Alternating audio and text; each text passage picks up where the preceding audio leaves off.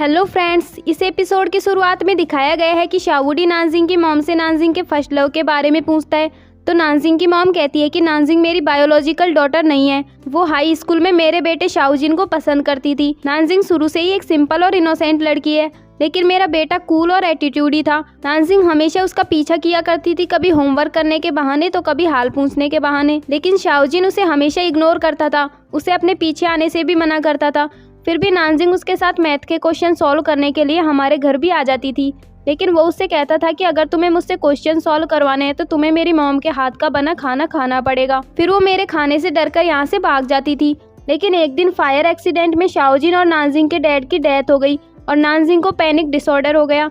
इसके बाद उसने दोबारा कभी प्यार नहीं किया। ये सब सुनने के बाद शाहवुडी अपने घर वापस आ जाता है और नानजिंग की स्कूल टाइम की फोटो देखने लगता है। उसको नानजिंग काफी ज्यादा मासूम लग रही थी।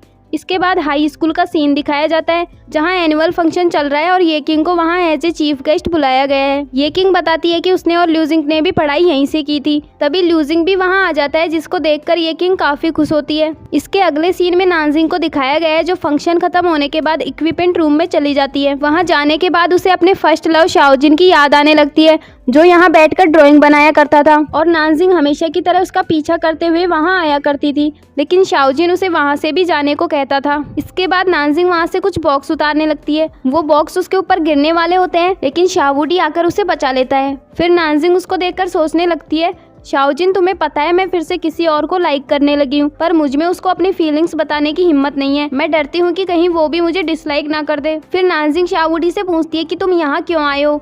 शाहवुडी कहता है कि मुझे तुम्हारी मॉम ने तुम्हें यहाँ कुछ देने को कहा था। फिर वो नानजिंग के हाथ में शाओजिन का बना एक स्केच देखता है और कहता है कि मैंने तुम्हें कभी भी डम्ब नहीं समझा, और क्या हुआ अगर तुम थोड़ी सी डम्ब भी हो तो, जरूरी तो नहीं है ना कि हर कोई स्मार्ट हो। ये कहकर वो वहाँ से जाने लगता है। तभी नानजिंग सोचती है यही सही मौका है, मुझे ये चांस मिस नहीं करना चाहिए। फिर वो शाहवुडी को रोककर उससे कहती है मैं पेन कॉन्फ्रेंस में जाने के लिए रेडी हूँ और तुम्हें भी मेरे साथ चलना होगा। और शाहवुडी तो कब से इसी के इंतजार में था।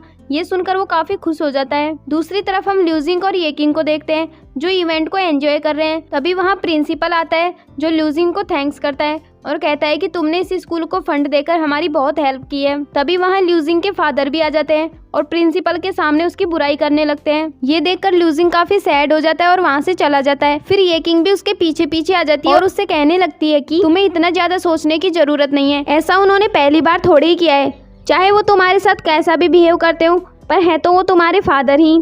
तभी वहाँ एक लड़का अपनी गर्लफ्रेंड के साथ आता है और उससे कहता है कि मेरी गर्लफ्रेंड आपकी बहुत बड़ी फैन है और आपके साथ सेल्फी लेना चाहती है। तो ल्यूजिंग उनके साथ चला जाता है और उसके जाने के बाद येकिंग को पास्ट का एक सीन याद आता है, जब ल्यूजिंग के फादर ने ल्यूजिंग की कंपनी में इन्वेस्ट करने से मना कर दिया था। तो येकिंग उनसे फिर से मिलने जाती है और उनसे कहती है कि मुझे पता है कि आपका बेटा बहुत सीधा है, लेकिन आज से उसका ड्रीम मेरा ड्रीम है, मैं उसका बिजनेस संभालने में उसकी पूरी हेल्प करूंगी। फिर ल्यूजिंग के फादर इन्वेस्ट करने के लिए मान जाते हैं, लेकिन उससे कहते हैं कि तुम्हें मेरी एक शर्त माननी होगी, तुम कभी भी ल्यूजिंग के साथ रिलेशनशिप में नहीं आओगी और अगर कभी मुझे ऐसा कुछ पता लगा तो मैं अपना इन्वेस्ट विथड्रॉ कर लूंगा। येकिंग उनकी बात मान लेती है और उनसे कहती है कि हमारी शर्त के बारे में ल्यूजिंग को कभी पता नहीं लगना चाहिए। शायद इसी शर्त की वजह से येकिंग ने अपनी फीलिंग्स को हमेशा ल्यूजिंग से छुपा कर रखा। इसके बाद अगले सीन में हम देखते हैं कि नानजिंग पेन कॉन्फ्रेंस में जाने के लिए अपने लिए ड्रेसेस चूज कर रही होती है। तभी उसकी मॉम वहाँ आती है और कहती है कि ये ड्रेसेस तो बहुत कैजुअल हैं, तुम्हें कल गर्ल्स की तरह ड्रेसअप करना चाहिए और अगर तुम्हारे पास ऐसी ड्रेस नहीं है तो मैं तुम्हारे लिए लेकर आ जाऊँ। दूसरी तरफ हम शाहवुडी को देखते हैं, जो पेन कॉन्फ्रेंस का वेन्यू देख रहा है और ऐसी जगह ढूंढ रहा है जहाँ वो नानजिंग को अपना लव कन्फेस कर सके। वो एक जगह डिसाइड भी कर लेता है, पर वहाँ फायरवर्क्स होने की वजह से वो सोचता है कि यहाँ नानजिंग को पैनिक अटैक हो सकता है, यहाँ लव कन्फेस करना ठीक नहीं होगा। वहीं नानजिंग भी ये सोच रही थी कि वो शाहवुडी को कैसे अपना लव कन्फेस करेगी। अब ये दोनों पक्का इरादा बना चुके थे एक दूसरे को अपनी फीलिंग्स बताने का। इसके बाद वो दोनों पैकिंग स्टार्ट करते हैं और शाहवुडी तो परफ्यूम लगा के बिल्कुल रेडी था, उससे तो सुबह का इंतजार भी नहीं हो रहा था। इसके बाद दोनों एक दूसरे को मैसेज करते हैं और सुबह जल्दी उठने को कहते हैं और गुड नाइट करके सो जाते हैं। अगले दिन सुबह शाहवुडी रेडी होकर घर के बाहर नानजिंग का वेट कर रहा होता है। तभी नानजिंग गर्ल्स की तरह ड्रेसअप करके उसके सामने आती है, जो उसको काफी प्रीटी लग रही थी। इसके बाद हम देखते हैं कि नानजिंग के स्टाफ के और भी लोग बस के पास खड़े उन्हीं का वेट कर रहे थे।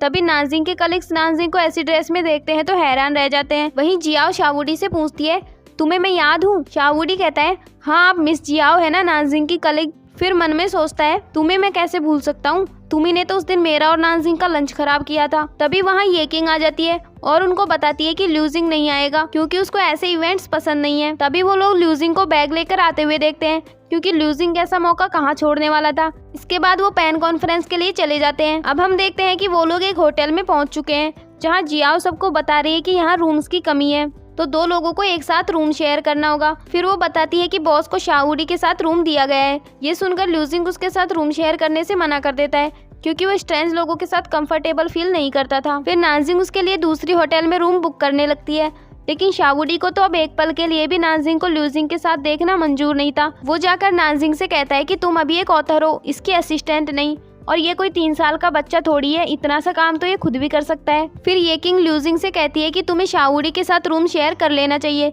जिससे तुम दोनों एक दूसरे को अच्छे से समझ पाओगे। इसके बाद अगले सीन में हम देखते हैं कि ये सब लोग टूर के लिए जा रहे होते हैं, लेकिन शाओडी नानजिंग को उन सबकी नजरों से बचते हुए वहाँ से भगाकर एक रेस्टोरेंट में ले जाता है और उसको बताता है कि मैंने पहले ऑनलाइन इस जगह के बारे में पूरी रिसर्च कर ली थी। फिर वो नानजिंग की पसंद की सभी डिशेज लेकर आता है और दोनों एंजॉय करने लगते हैं, लेकिन उनको ढूंढते हुए उनके टीममेट्स भी वहाँ आ जाते हैं और फिर वहीं खाना खाने लगते हैं। तो शाओडी उनसे बचकर फिर से नानजिंग को वहाँ से ले जाता है। फिर वो आइसक्रीम खाने जाते हैं। इसके बाद नानजिंग उससे पॉटरी बनाने की जिद करने लगती है। फिर दोनों जाकर पॉटरी बनाने लगते हैं, लेकिन शाओडी को तो कुछ भी बनाना नहीं आ रहा था। वो नानजिंग से पूछता है कि तुम क्या बना रही हो। नानजिंग कहती है मैं ऐसा गिफ्ट बना रही हूँ जो हमेशा हमें इस दिन की याद दिलाएगा। फिर शाओडी भी आकर उसकी हेल्प करने लगता है। कुछ देर के लिए वो एक दूसरे को देखने लगते हैं और उस मोमेंट को काफी ज्यादा एंजॉय करते हैं। इसके बाद अगले सीन में हम देखते हैं कि सभी लोग वहाँ काफी ज्यादा एंजॉय कर रहे हैं, लेकिन ल्यूजिंग वहीं दूर बैठा ये किंग को देख रहा होता है। तभी उसके पास शाओडी आता है और उससे कहता है अब तो मुझे तुम पर दया आने लगी है, तुम्हारे लिए एक रिलेशन में आना भी इतना मुश्किल हो गया है। ल्यूजिंग उससे कहता है मुझे तुम्हारी नॉवेल पढ़ के काफी मोटिवेशन मिला है, तो क्या हुआ अगर एक मेल लीड फीमेल लीड को खुशियाँ नहीं दे सकता, पर उसमें कम से कम अपने लव को कन्फेस करने की हिम्मत तो होनी चाहिए। शाओडी कहता है तुम्हारा मतलब क्या है, नॉवल का मेल लीड तो बहुत टैलेंटेड है और मार्शल आर्ट में भी अच्छा है, फिर वो फीमेल लीड को खुशियाँ क्यों नहीं दे सकता। ल्यूजिंग कहता है कि नॉवल के अकॉर्डिंग फीमेल लीड की अनफॉरगेटेबल लव की विश पूरी होते ही मेल लीड अपने ओरिजिनल वर्ल्ड में चला गया और फीमेल लीड को अपनी दुनिया में अकेला छोड़ गया। उसने फीमेल लीड को खुशियाँ तो नहीं दी, पर उसने अपना लव कन्फेस कर दिया था और इसको पढ़कर मुझे अपना लव कन्फेस करने की हिम्मत मिली है। ये कहकर ल्यूजिंग वहाँ से चला जाता है, लेकिन शाओडी बहुत ज़्यादा दुखी हो जाता है और सोचता है नानजिंग की विश पूरी होते ही मुझे अपने वर्ल्ड में वापस जाना पड़ेगा और हम दोनों हमेशा के लिए अलग हो जाएंगे। इसके बाद अगले सीन में सब लोग एक साथ डिनर कर रहे होते हैं। वहीं जियाओ बताती है कि डिनर के बाद हम सब फायरवर्क्स देखने जाएंगे। शाओडी थोड़ा उदास बैठा था। जियाओ उससे पूछती है कि तुम इतने सैड क्यों लग रहे हो। शाओडी कहता है कि मैं थोड़ा सा थक गया हूँ, इसलिए फायरवर्क्स देखने नहीं जाऊँगा। फिर नानजिंग भी मना कर देती है क्योंकि उसे फायर से डर लगता था। इसके बाद सब लोग फायरवर्क्स देखने चले जाते हैं, लेकिन नानजिंग और शाओडी वहीं रुक जाते हैं और इसी के साथ ये एपिसोड भी एंड हो जाता है। अगर आप इसका अगला एपिसोड देखना चाहते हैं तो इस चैनल को जल्दी से सब्सक्राइब कर लीजिए, क्योंकि इस चैनल पर आपको ऐसे ही नए नए चाइनीज ड्रामाज की हिंदी एक्सप्लेनेशन देखने को मिलने वाली है। Thanks for watching.